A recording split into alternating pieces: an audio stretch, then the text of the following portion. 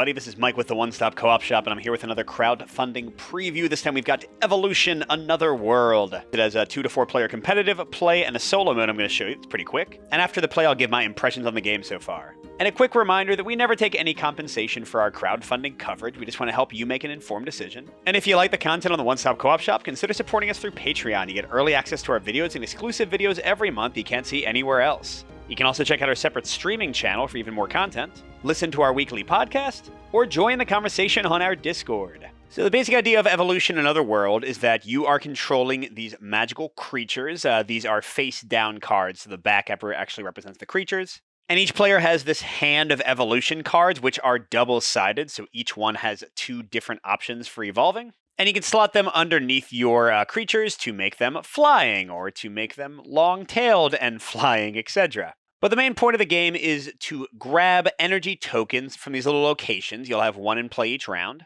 And you're trying to get your creatures to have their little energy bar down here fully filled, which will allow that creature to transmute into a spiritual, magical thing. And if you can transmute 3 creatures, then you win the game. And in the solo mode, the simple AI is doing the same thing, evolving their creatures, although they do it randomly. And if they transmute even a single creature card, you lose. So they're kind of a blunt force and doing things, like I said, pretty randomly, but they can win very quickly if you aren't careful. Now, how the actual turn goes is pretty simple. You have your hand of cards at the beginning of each round. You're going to get some more based on how many creatures you have with energy on them. And the first thing you can do, if you choose, is start a new creature by taking a card from your hand. So you are giving up your own hand size, or giving up your own cards in your hand by starting a new creature. Then you can play a card as a new evolution trait on one of your creatures. Both of these are optional, by the way, so you don't have to start a new creature. You don't have to play a card. But then what you do have to do is activate one of your non-sleeping creatures, sleeping being this little token that goes on top of them. The first thing a creature can do when it activates is take an energy from the source and put it in its little holder there. Every creature can reach the bottom part of the source, and you have different amounts of energy there based on player count. In solo, you always treat it as 2 players. But then some source cards like this one will have a trait listed at the top, in this case, Charming, and any creature that has the Charming trait will then be able to grab that energy, but nobody else can access it. So that's your first action, getting energy from the source, and that does not put you to sleep. Your second action, as already mentioned, if you have all of your energy filled, is to transmute a creature, although it has to, again, not be sleeping yet. Your third option is to attack another creature, and that could be one of your own or the enemy's, which is going to require one of these kind of like orangish red aggressive cards, like Vampire. Generally speaking, you'll do something bad to the enemy creature, or again, one of your own, and you'll get an energy from the supply. It doesn't matter how much is on the source. But importantly, attacking will put you to sleep, so you won't be able to get any more energy from the source or do anything else with that creature for the round. And that's also the fourth option you have. If you have nothing else to do with your creatures, like none of them can attack and all the energy on the source is gone, you just have to put the one you activate to sleep. And in competitive play, when every creature in play is asleep, the round ends. But in solo play, the second that all of your creatures are asleep, the round ends. You're going to get a new source card, you're going to draw a new card, you're going to change who the first player is. So you have a lot of control over like kind of the tempo of the round. All right, so those are most of the basics. We'll get into some details as we play. Let's get into it. So by the way, I'm going to have my people over here and the AI over here. I'll just add more or zoom it out more as I need to. The AI starts as the starting player. And sorry, to use the right term, this is the Shade is the name for the Automa here. But the first step at the start of each round is to be able to trade in as many cards as you want. So I'm looking for the Charming ones. They'll let me get to the extra resources on the source. Right now, I don't have that on either side of any of my cards. I do like keeping Vampire. That lets me specifically steal energy from another creature, which is nice against the Automa. But besides that, you can discard and redraw as many cards as you want. So I'm going to draw 4 new cards. Okay, and I still didn't get Charming, but I did get some more attack, so I'm okay with that. Okay, now we go back and forth in the turns. Again, the Shade is going first. And how they work is, first of all, if all their creatures are asleep, they take the top card of the deck and create a new creature. This doesn't apply here. Second, they choose the creature who has the most energy, so who's the closest transmuting, and they take the top card of the deck and give them a new trait. In this case, this creature has Pestering. And Pestering lets you, when you activate this creature, wake up another creature, so you kind of give them a chance to act again. And they have some basic rules for how the Shade uses cards, so Pestering, basically, once they can wake somebody up, they will. Then they have this simple kind of order operations. First, they want to attack if they got a new aggressive card, which they didn't. Then they want to get energy from the source. And then if they couldn't do either, then they want to try to attack again. So here he's just going to get one of the 3 energy. There they go, and their turn is done. All right, so now I get to my turn. So first I could put out a second creature. I don't see the need to do that yet. Then I can play a trait. So let me go through some of the basic ones we've got here. So first I've got 2 of the 3 attacks. Vampire lets you, as I said, steal an energy from somebody and give it to another creature. And Lulling lets you put another creature to sleep and gain an energy from the supply, although don't forget attacking will also put you asleep. I've also got 2 copies of Flying. When you're flying, you can only be attacked by other people who are flying, so that's pretty nice. Although the Shade can also attack you with the Fearsome card. Like I said, some of them work differently for them. Tiny is nice. It lets you transmute a creature that has 3 gems instead of 4, but they can't have more than 3 traits. They have to still be small. Pestering, I already mentioned, lets you wake somebody else up. Vengeful lets you destroy a trait of your choice on the creature attacking you when you get attacked. Long-tailed lets you discard your own cards you've played previously to get extra gems from the supply. And Metamorphic can copy anything else on an ally, so that's a good one once you have like a few creatures out. All right, so I know for the moment at least that I can't get the Charming gems, so mainly what I want to do is try to get, I guess I'm only going to get 1 of those, and then also like level up my guys and attack a little bit. So let's start out by giving this 1 Vampire, but I'm not going to use it yet because that would put him to sleep. He's just going to get 1 energy for himself, and I'm done. And now the AI levels up again, and okay, they're double pestering, and how that works is they'll try to give it to a creature to the right of them. If they can't, they'll just discard it. So that was actually a pretty lucky draw. They didn't get any better. But they are going to grab a second energy, which means now the source is all empty. There's nothing else to grab. And with that being the case, I'm going to play a new creature and also make them a vampire. Let's just get to the blood sucking. And then for my activation, I'll go ahead and pick the one that already has a gem. He'll attack this guy. They have no defense to stop. They lose 1. I gain 1. That's how vampire works. And technically, I'm not getting the one that they lost. I'm getting it from the supply. You always get an energy from the supply if your attack is successful. But again, that puts me to sleep. And now once I get my other person to sleep, the round will be over. But first, let's see what they get. Okay, they get Fearsome, which for us just lets you suppress 1 trait on somebody else when you attack them, so you can like ignore one of their defenses. But for the Shade, like I said, some of the traits are different, so it lets them ignore all of your traits. So it kind of like totally invalidates all of your defenses. They would love to attack because they just got an orange, but they don't actually have any attacking abilities. So in this case, they have to go to sleep, which means if I took another turn and did not end the round by putting this person to sleep, they would play a new creature out. And let's see, do I want to put anything on anybody? And sure, just to save some time later. What if I make my Vampire tiny, which means if they can get a single energy from the source next round, they'll be able to evolve or transmute. But then for my actual activation, I'll have my Vampire eat the other energy from them, which means they're left with no energy and I'm asleep. That is probably, without a doubt, the best round I've ever had in this Shade Automa mode. Usually it doesn't go that well. So because all of my creatures are asleep in the solo mode, the round immediately ends. And that means we get a new source card, so these 2 energy on the Charming spot are gone. Oh, and this time it's a Solar Snare. There's just 3 energy. First ones to get it, because there's nothing special here. Now I'm going to be first this next round, which means I should get 2 of it and they should get 1, so that's pretty good. Okay, then everyone wakes up. And now I get to draw some more cards. You'll notice that I still have the card I had left in my hand, so there's no like max hand size. And players always draw 2 cards plus 1 for each creature that has at least 1 energy on it. So in this case, I am getting 4. And then the first player token goes to the next player, which is me. So we're ready to go. All right, so what have I got? Flying and Vampire, Fearsome and Tiny. Toxic is a defensive one. When somebody attacks you, you force them to lose 2 of their energy, and there's Fearsome on the bottom. Metamorphic and Tiny, Lulling and Long-tailed. You've seen almost everything there is now. All right, so let's see. I don't want to make any new creatures yet. I think I'm going to make this Vampire guy Long-tailed to try to get some extra energy for them. But for my actual activation, I'm going to activate the Vampire Tiny Dude, because they can get 1 energy. And now, assuming these people don't kill them in some way, they'll be ready to transmute on their next turn because they're still not asleep. They've got 3, which is all Tiny needs. They don't have more than 3 traits. Good to go.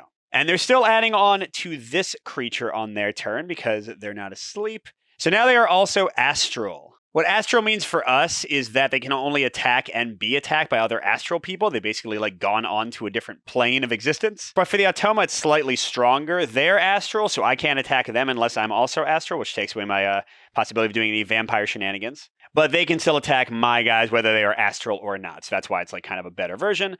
And they're going to get another energy, so we don't want to let them get any more. And yeah, that means I don't need to transmute this person yet. Do I want to play anything? I could put Fearsome down on my Vampire, and that would let them ignore the Astral and still attack that guy. So sure, that seems like a good thing to do. Then for my activation, though, I'm going to have them get this.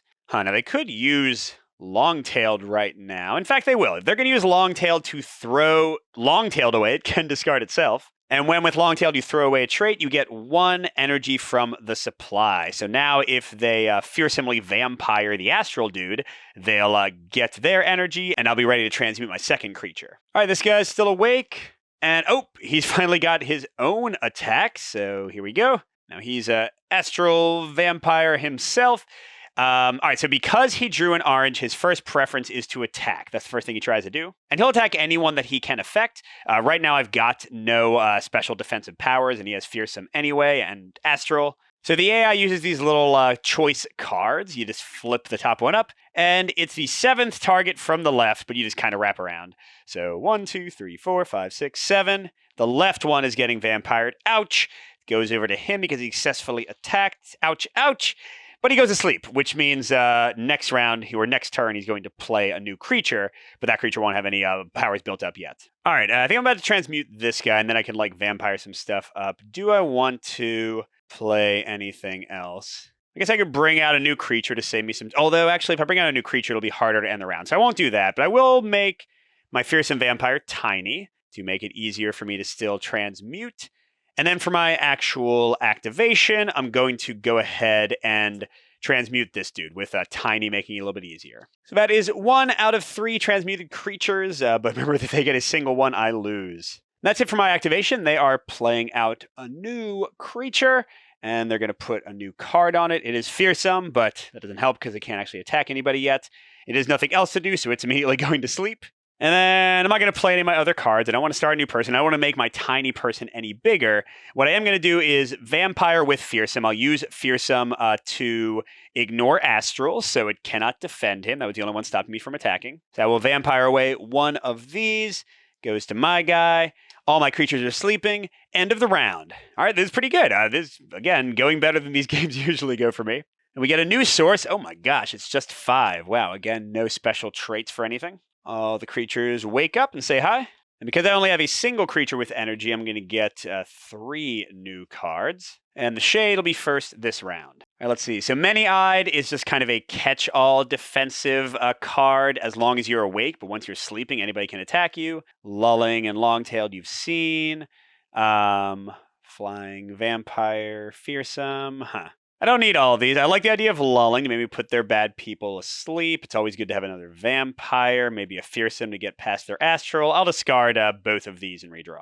All right, I got Fire Breathing. This is the attacking one you haven't seen yet. When this one hits, you force them to discard one of their traits of your choice, and then you still get an energy from the supply. And Charming's a nice one. Whenever a friendly creature gains energy from the source, this creature also gains 1 as long as it doesn't take them over 2 energy. And not from the source, by the way. That comes from the supply. So that's just kind of a nice, good catch-all one. All right, and here we go into the round. So the Shade will prefer the creature that has more energy. They're trying to just get their 1 to go all the way.